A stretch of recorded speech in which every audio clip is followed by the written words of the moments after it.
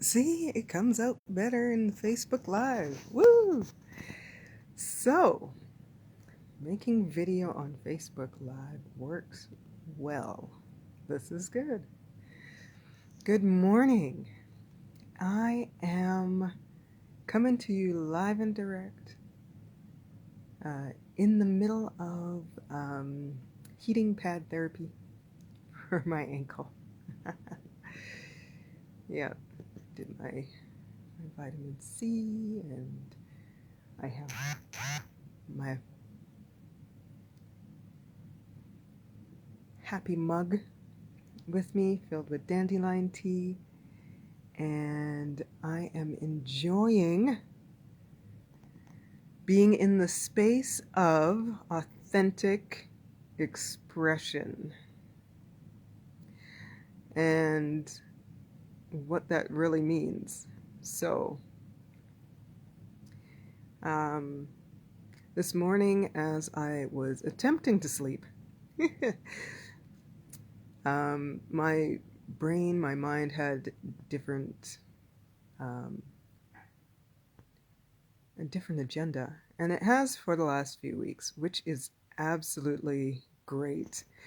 Um, and a lot of the narrative has been around sharing gifts, um, worth and value, and really being in the life where you're actually experiencing the fullness.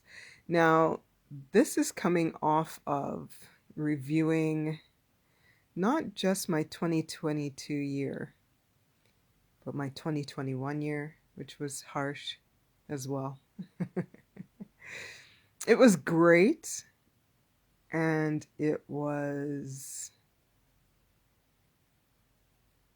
just reminds me of the cartoon movie Sinbad with and the thieves, and Brad Pitt's the voice, and she was like glorious chaos. And really, that is what these last couple years have been like, where the height of awesome, of the fullness of life within humanity, um, was sitting in the same space as its destructive, demoralizing, devaluing cousins. I don't want to call it contrast, because they're part of the same family, and that family is fullness. That is the fullness of life. You get to see one side and the other. And a lot of us love to navigate towards our like-minded spaces. A lot of us love to go where our ears are itched and scratched. I was thinking about marketing and how a lot of people sound the same. And not that they don't have something different to offer the people, but they sound the same. And as much as they're trying to tote that it's their own voice, and it is their own message inside of what they're offering to people, the message and it all washes as similar. And I had somebody share that with me a couple of years ago, when I was doing the work that was described to me. And they're like, it doesn't sound like you. And when I made it sound like me, I would get feedback that, well, I was doing it wrong. And so there has to be a middle ground. But above the middle ground is still your most authentic self and expression. And really, those that are meant to hear it will hear it. And those that aren't meant to hear it, they're not listening. They weren't really paying attention anyhow. They were miscatching what you were saying. It gets twisted in their mind. When they re-speak what it is that you were sharing, they've got it all wrong. And that they're not for you. They're not for you. And what you have to offer them is you're not the one for them. There is somebody out there that will speak in the way that they want to hear and listen to, and that will help to change in their lives. But there's something very unique about how your voice comes across, what comes off in the energy of your voice that is speaking specifically to those that are resonating with it. And it is those people that you are meant for, that your message is meant for, that in that resonant space that you can do the most work and help the most for the change that they need and that they're looking for. You are the type of solution coming from the right type of person to have the level of compassion and empathy for what experiences and adaptations they've had to go through in their lives to even be where they are today. And so those were the thoughts that were running through my head. And of course, I'm going to get up and have company with it. I'm going to get up and make tea and sit and mull with it, because it is speaking to me directly about the fact that for the last 2 years, a lot of the reason that I haven't produced anything is because a lot of what was coming off of my tone, out of my voice, was the experience that I was going through, was the pain, was the, we'll say, trauma, was the grief. All of that was coming off of my voice. It was coming through my voice. It was coming through the things I put out there, wrote, created. And the feedback a lot of people were giving me was really jaded, but it wasn't meant for them. It was meant for the people that it was serving.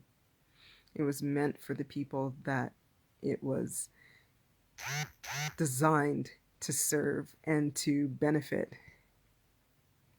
Turn that part off. Okay, there we go. It was designed and meant for those hearts that my experience, my grief, my trauma, and I'm saying my, but yeah, I guess it's the things that I took ownership to that helped to shape the person that I am today. And I'm grateful to it. Now, will I call it like my anxiety? No, I'm not. I'm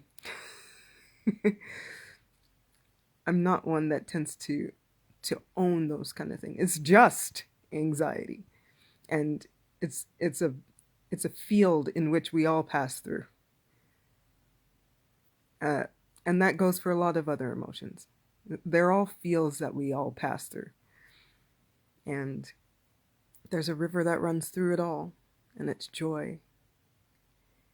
And that's the part that keeps coming back to me, is that joy sits there and passes on the banks of everything and witnesses and observes all that's going on. And it's grateful for all of it, because it is about the fullness of life. And it all comes back down to that is my message. My message is about the fullness of life. It is about embracing the shadowed self as well as the light self. Oh, this is funny. I love this. Okay. But knowing that in it, what people are receiving is still coming through our lighted self. Because our lighted self desires to share. Our lighted self shares. It doesn't drag down, it builds up.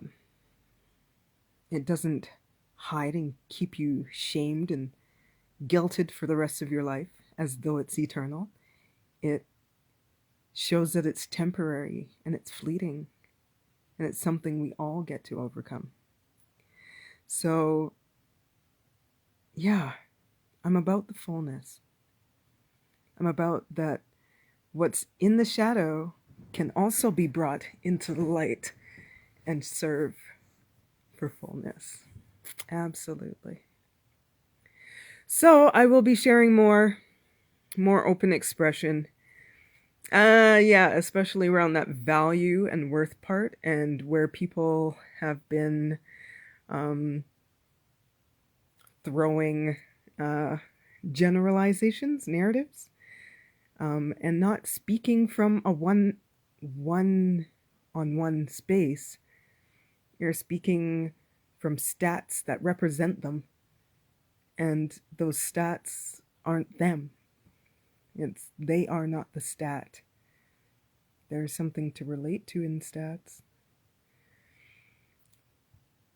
I want to hear from your individual experience, your priceless gift of experience in this life. That's what I want to hear from. I want to see it lived out. I want to see the victorious overcoming. I want to see the choices. Okay, no, I have to share this part. It is absolutely beautiful when someone chooses to embrace the fullness.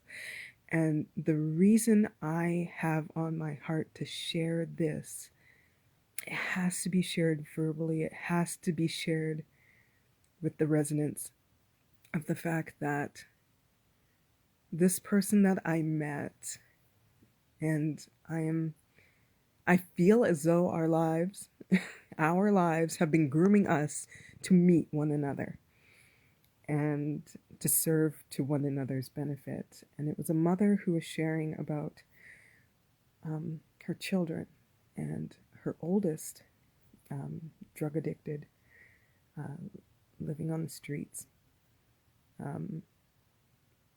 poor health, recently had her legs amputated. And she was wondering if her daughter really ever considered the option of suicide. And here in Canada, you have that as a life choice that's fully supported by the government. And a lot of people are turning it into a passage, a rite of passage, to choose no longer to live this life. And it is by their choice from a nice young age, and that's a whole other discussion on cognitive development and making life choices. But in that, her daughter shared with her that she was not interested in that. She wanted to live this life. She wanted to live her life. Her life is not the best quality. Her life is painful and sorrowful and heavy-hearted most of the time. Her life is on the edge most of the time. And now, I guess she's in care, because without the legs, there's got to be therapy that will help to, to help her in her care and survival and moving in society and this environment. And she chooses to live. And it was the most beautiful thing. It was the most beautiful thing that I heard. Because it caused me to reflect on the gift of choosing our lives, if we want to generalize, choosing our life as is and living it.